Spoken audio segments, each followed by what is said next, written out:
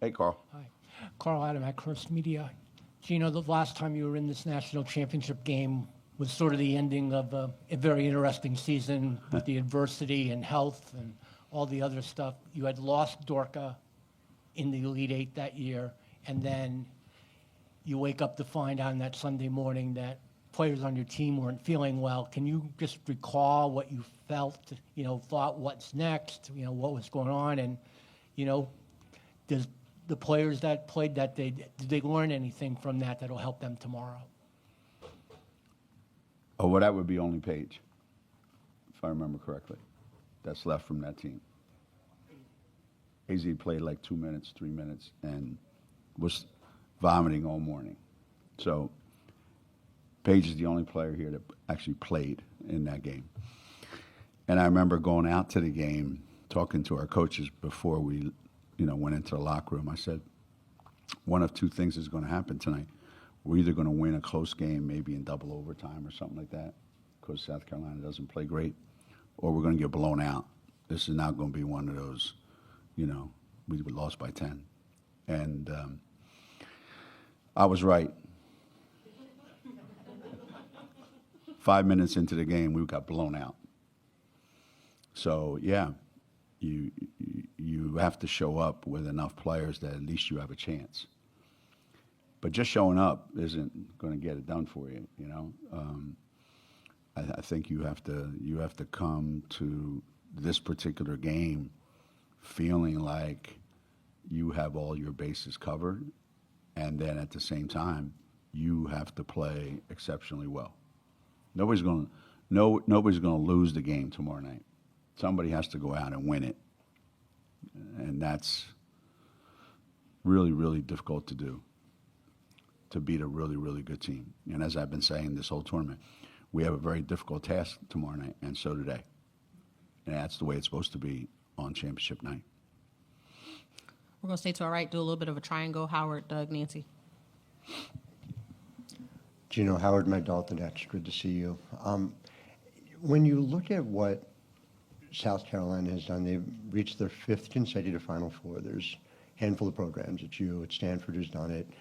You've had the opportunity to have an elite top-level rivalry with Pat Summitt in Tennessee, and now here, South Carolina and Dawn. And I'm just wondering what you took from the rivalry with Tennessee and in what ways you feel like it's informed the way you think about that. Do you take a step back? Do you think about it as something larger for the game, and just what your perspective is on it?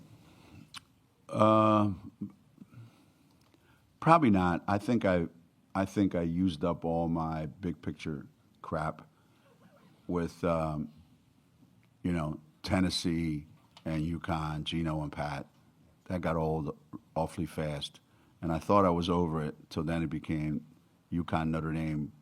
We played how many times in 3 years? 15 in 4 years. We played 15 times in 4 years. Okay, we're in the same league. We played twice, conference championship, NCAA tournament. We go both teams undefeated in the national championship game. Blah blah blah blah blah.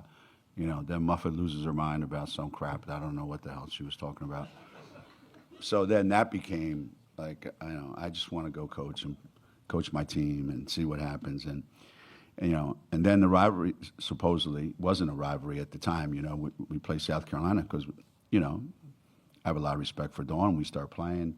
First 5 years we played, every game was a blowout for us. And then all of a sudden, things changed like you knew they would. Not going to stay like that forever. So the more things change, the more they stay the same. Now here we are, and it's almost like a recreation of those two things going on, where two teams are somewhat sort of constantly in each other's way, although we haven't been able to provide the kind of, we beat them Paige's freshman year, but we haven't been able to provide the kind of punchback, until this year that, I hope that rivalry demands and needs. Going forward, if it stays like this, I'm not going to be here for that long. But if it stays like this for the next, 5, 6, 7 years, like the other two did, then that's not a good thing for women's basketball. That's not a good thing for women's basketball. I mean, I hope one of us is here every year. It's like anything, like in the Super Bowl. You really don't want two teams that no one's ever heard of, and you don't want two 5 seeds playing for the national championship. Everybody loves, the favorite, and everybody loves a villain. So, a lot of times over the years, I've provided both. Hey, Geno, Doug Feinberg, the AP. Along those lines, I mean, you've had a difficult last few years since COVID hit personally and with this team. Does the run you guys have made this year and the success you've had and the health of everybody reinvigorate you a little more? And you said you won't be here in 5, 6, 7 years, but maybe want to hear a little longer knowing that this team is healthy. You have Sarah as a really good freshman. Like, you might want to stick around a little longer because you're being vitalized? Yeah, I mean, I would say since Paige's freshman year, maybe even a year before that, I've quit 5 times every year. I'll go to practice, and on my way home, I go, that's it, I'm not going to practice tomorrow. I'm going to call in sick for life. I'm out, And they go, well, no, you can't do that. You have to have a, victory tour and go around and get, rocking chairs from every team in the league. I said, no, I'm out. And then, come to practice the next day, and things will get better. Then 3 weeks later, I quit again, And then the NCAA tournament comes, and I'll go, that's it, I'm done. And then this year, this happens every year. Somehow, some way, we get here, except for 1 year, which Paige didn't play in. So, and then on the way here, I go, man, I could do this for another 4 or 5 years. So, yeah, this ruins my life coming here every year. So, like, how many more times can we do it? I don't know. But runs like this make you still feel relevant. You still have an impact. Kids still respond. Our coaching staff is really, really good at what they do. And I'm fortunate enough to coach great kids who want to win for each other. There's not a lot of drama on our team with all that NIL nonsense. And, guys are halfway in the portal, halfway out during the season. So I'm very, really, really fortunate of what I have, and because it stays like that, it's very, very difficult to walk away from something like this. Very difficult. Nancy. Geno, Nancy Armour, USA Today Sports. How would you describe what Paige has meant to UConn, and just knowing the special relationship that you have with her, how much do you want to see her go out as a champion?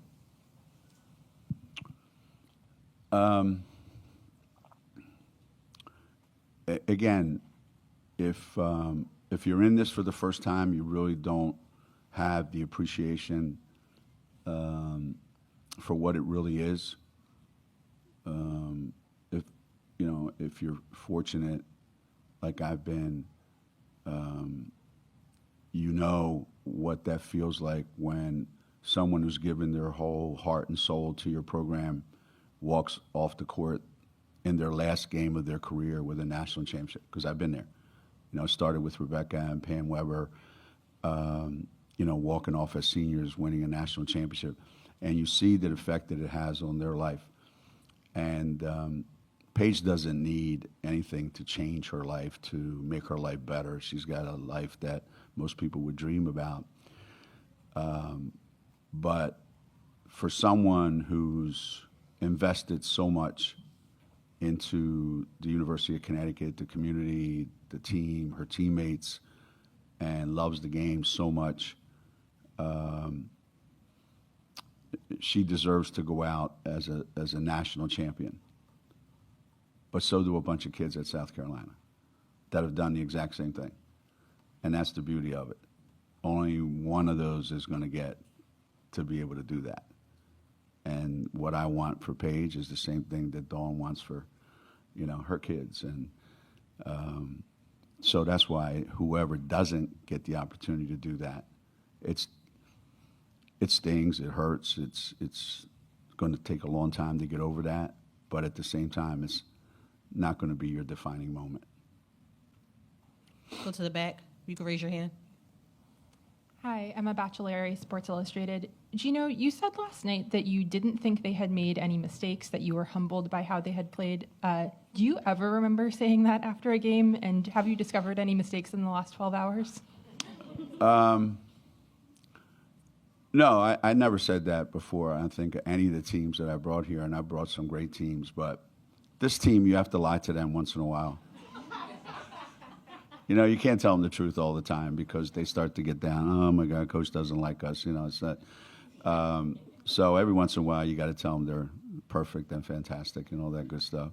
And then you got to text them after and make sure, you still fantastic? You know, after I said you're fantastic, you know, that kind of stuff. But last night I was pretty close to being right, that the goals that we set for ourselves, this is what we're going to do. They completely bought into that, completely did it in a way that I would say, how could we do that better? And I don't know that we could. You know, every decision that we wanted them to make, they came as close to getting that many right as they possibly could. You know, our big guys, you know, our post players, here's how we want you to try to guard, you know, their post players. And they came about as close as you can possibly come to doing that. You know, our guards, here's how we want you guys to guard the perimeter players. Here's what we want to do offensively. These are the shots we want to get. And a lot of times the first time we played UCLA last year, we had the same goals and we accomplished none of them. So that's why, you know, a game like last night on the biggest stage in their biggest moment, for them to come up, you know, that close to that, yeah, that was pretty special. Michael? Thank you. Coach, I know being with UConn, people never feel sorry for UConn, right? But if you go back the last several years with Morgan Williams' shot and Enrique's shot, the moving screen last year, you've had some real heartbreak in the Final Four. And I wonder for you personally, even though you've won 11, does some of that heartbreak of the last 9 years make this chance even more special to you because you've had those frustrations? Yeah, but I got to tell you something. I don't look at those 2 years, the Mississippi State game, the Notre Dame game, I don't look at those two as heartbreaking frustrations. Now, I would have if I didn't make two decisions in both of those games that I think have more to do with us losing than those two buzzer beaters. So that's the frustration that I take away from that. Why do you keep screwing it up for these guys? You know, and people are like shocked when I tell them I've lost more Final Fours for my team than they have, because coaches make decisions about what to do with their team. And if you make the right decision, you win. But how do you know what the right decision is? If you win. And, you know, so those two shots, I think, were the result of, you know, you made two bad decisions and they capitalized on it. So nothing's bothered me since those two games, except that we can't show up here with a full team. That's bothered me more than anything else. So the fact that we're here now and we sort of kind of have a chance to be able to manipulate the game a little bit better than we had before, that's rewarding. That makes up for all the heartache and all the, you know, trauma and tribulations that, you know, we have had to go through since those two guys graduated. We'll stay to the back. If you could raise your hand in the blue. Grace Rayner with The Athletic. Sarah mentioned a few minutes ago that she was a little surprised how smooth her transition to college basketball was. I'm curious what I'm surprised she actually said that much. When was the first moment you realized what she might be capable of for you guys as a true freshman?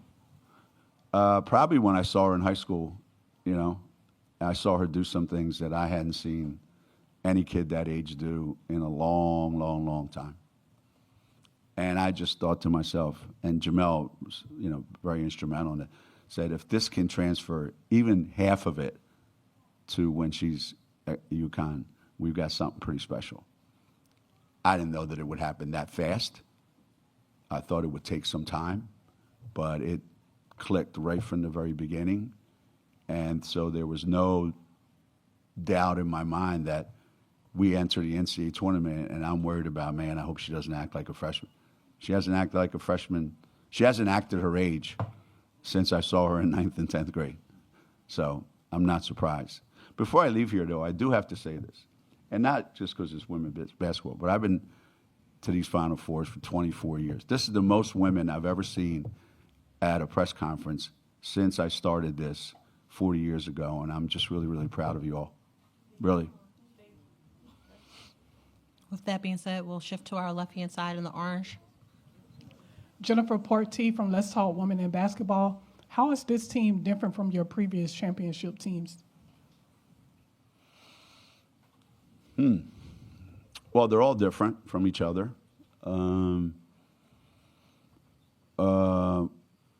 We probably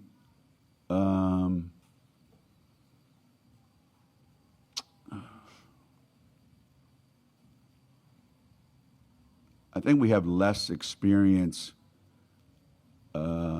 throughout the lineup than some of the other ones. Jenna's playing in her first college season. Sarah's playing her first college season. You know, KK and Ash are in their second year.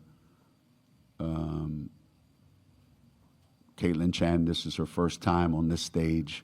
You know, being at Princeton, she got to do a lot, but never to this point.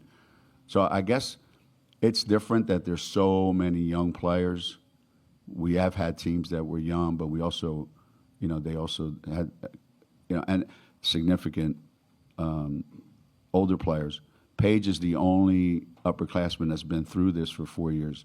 So it's different that we rely so much on our outside, our perimeter game, and not as much on our interior game. A lot of the teams that we've come here with that have won championships were more well-balanced, I think. We had the ability, you know, we come here with Rebecca and Kara, we're going to score. We come here with Stephanie Dolson, Tina Charles, Stewie, we're going to score. And I don't know that we have that right now. So it's different. It's much different in that respect. We're going to our back row. Hi, Geno. Rachel Bachman at the Wall Street Journal. We're entering an era where it's never been more important how much revenue a given sport can generate, right? The rev share era. What more do you think can be done to maximize revenues for women's basketball, and in particular from this tournament?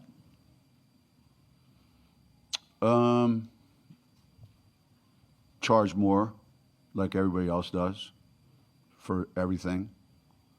Is that fair? No, but that's one way to do it. To maybe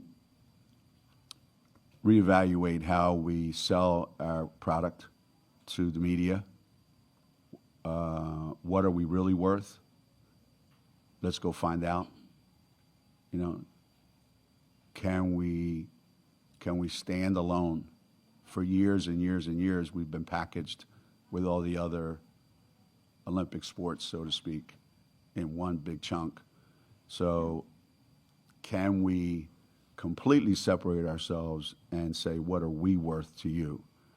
And it may not be to the exact people that are doing the games right now. It might be to somebody else, because there's so many more choices. There's people here representing, you know, outlets that didn't exist, you know, 10 years ago. We need to explore all that. And we need to be able to think outside the box.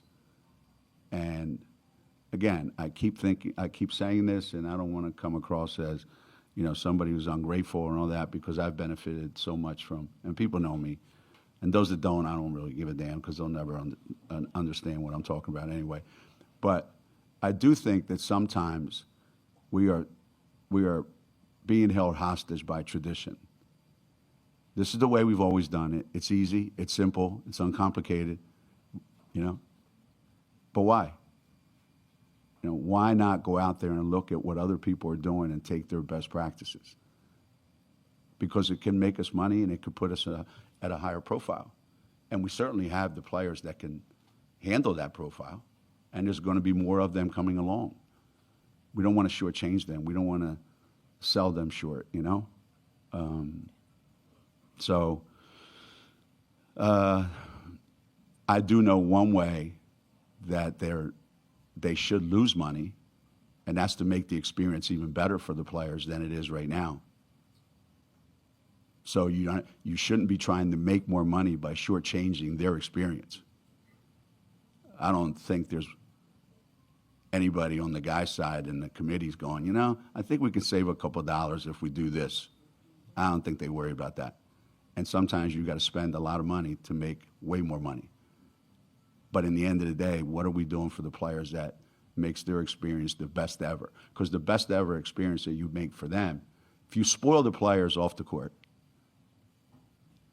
they're going to spoil you on the court. That's how we treat our program.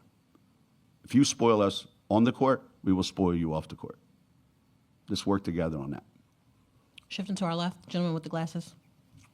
Hey, Coach T. Baker with the Next. You've known Don Staley as a player, as a coach, in USA basketball, kind of just seeing her emergence to the top of the sport. Can you just talk about, her character, who she is as a person, but also how your relationship with her has evolved over time? Yeah, it's quite different, obviously, than my journey.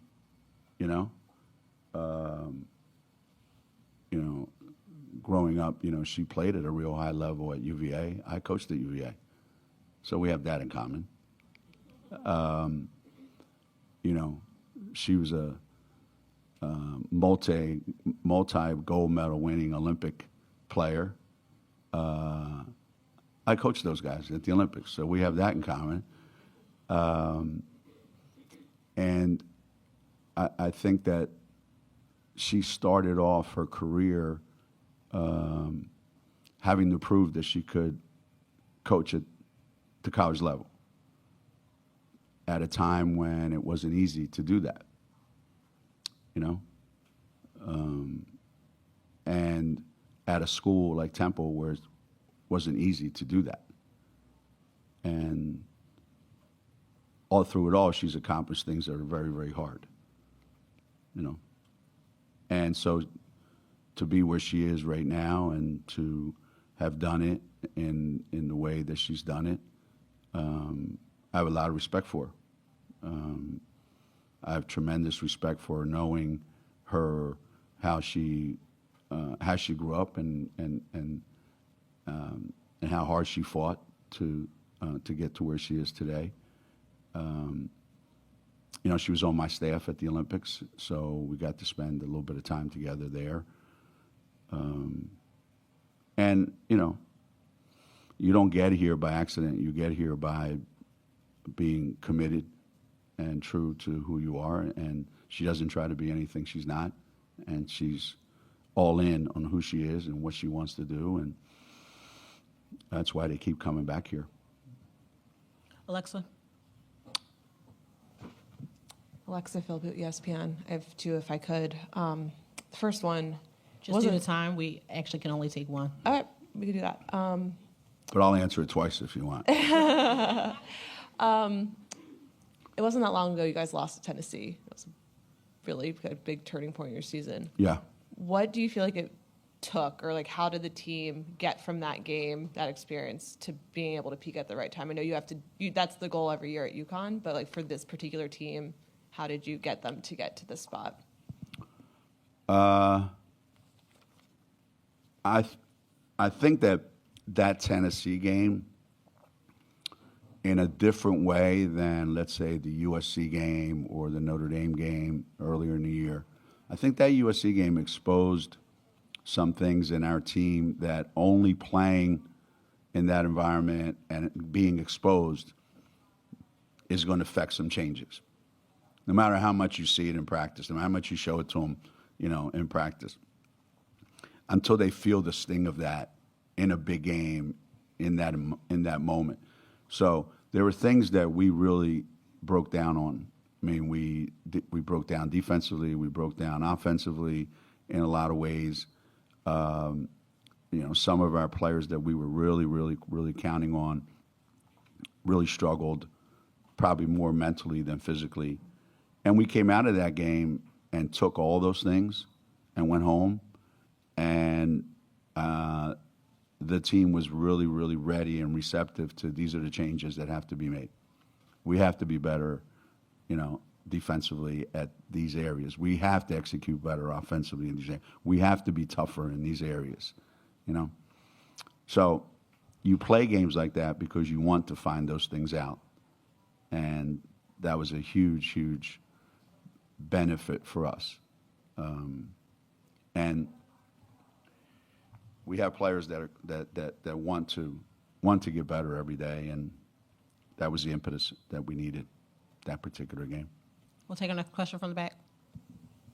Hey, Geno, Chantel Jennings with The Athletic. You said you quit 5 times a year and then you go to practice the next day and you decide not to quit. What is it that you can't quit? Like, is there a consistent moment or experience in those practices that keeps drawing you back? Yeah, when you get to be 40 years in one place and my age, you have a lot of people on my payroll, I probably got more people in my world collecting checks from my house than come from the federal government, which you might not be getting any of those anymore either, so I don't know. I think there's a lot of people counting on me to keep doing what I'm doing at UConn, on my team, on my staff. I think they're counting on me to keep going and keep impacting and keep doing what we do. My staff are relentless recruiters, and they're relentless in individual workouts with our players.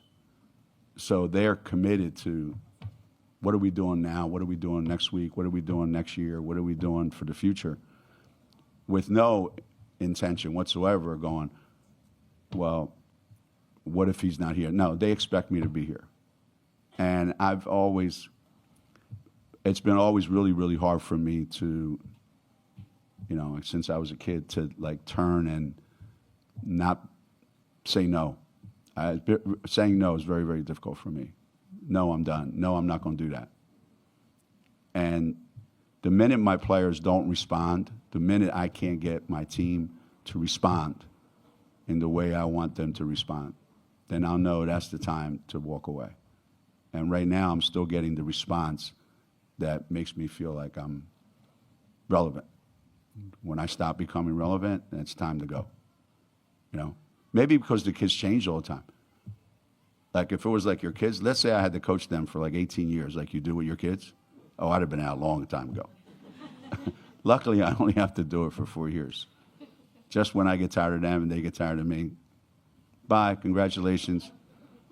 Happy trails. We'll go to the back.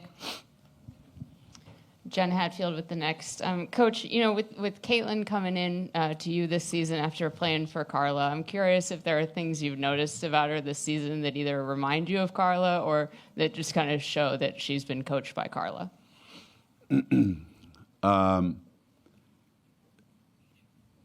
She's definitely a product of a program that values the same things that we value and coaches and teaches the same things that we teach.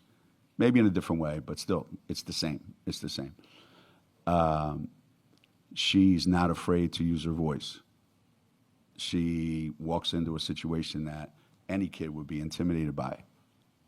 I'm walking into UConn and I'm got Paige Beckers over here and I got AZ Fudd over here and I got this guy here, and now I'm going to walk in and I'm going to go, okay, give me the ball, I'm in charge. It takes a lot of guts to be able to do that. And one thing that I know the Princeton players are, they're tough and they're full of guts because they have to be to get to where they want to go. And she was the go-to player on that team and was okay coming here and taking a smaller role. And yet the other day when it was time for a big role against USC, she stood up and embraced it. And I'm not surprised by any of that. That's who she is. And actually, to be honest with you, that's who Carla was as a player. Although Caitlin is way more vocal than Carla was when Carla was a player. But I've trusted Caitlin Chen since the minute she walked on campus. We'll go to the back in the red, and then we'll come back up to the front. Coach Ben Greco of the Pensacola News Journal. You talked about players changing over the last, however many years, but how have you, since the last national championship, have you changed as a coach, whether that's adapting to players, adapting to college women's basketball? How have you changed as a coach?